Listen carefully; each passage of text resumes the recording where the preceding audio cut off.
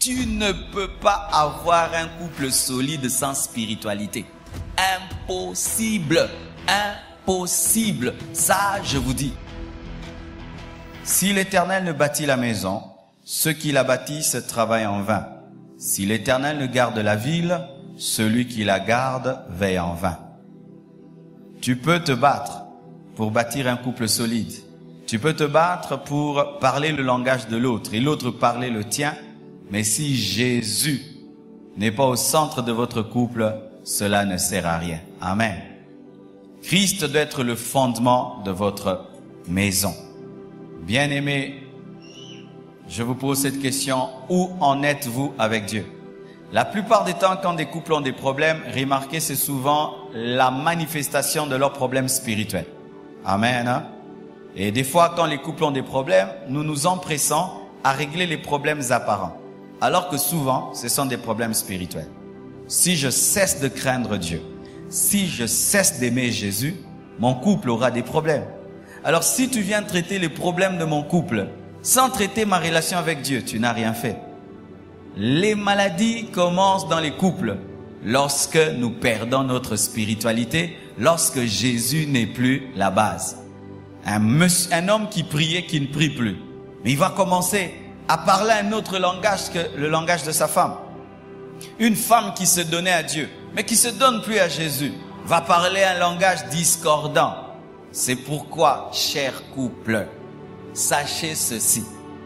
En ce temps de la fin, surtout en ce temps de la fin, tu ne peux pas avoir un couple solide sans spiritualité. Impossible. Impossible. Ça, je vous dis. Et vous qui voulez entrer dans le mariage, sachez que sans spiritualité, sans une communion avec Jésus, tu ne peux pas avoir un bon couple. Tu ne peux pas avoir un couple solide. Tu ne peux pas résister devant la tentation. Tu ne peux pas aimer ta femme. Tu ne peux pas aimer ton mari comme il le veut. Aimer ta femme comme elle veut. Celui qui te donne la force d'aimer l'autre, c'est Jésus qui est l'amour. Amen.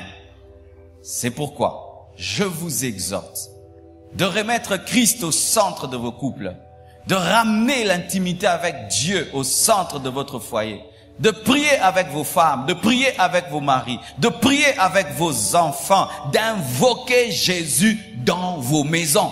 Si vous ne le faites pas, vous allez vous battre à vous offrir des cadeaux, aller au restaurant, vous toucher, vous parler, ça ne marchera pas. Jésus est la racine. S'il n'y a pas de racine, la tempête va vous faire tomber. Que Dieu vous bénisse abondamment.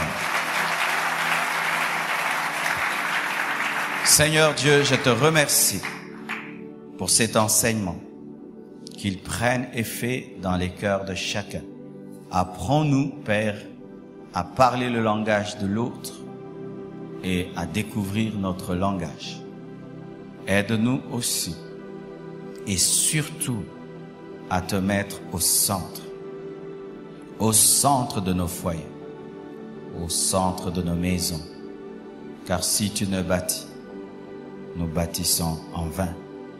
Au nom de Jésus-Christ. Amen.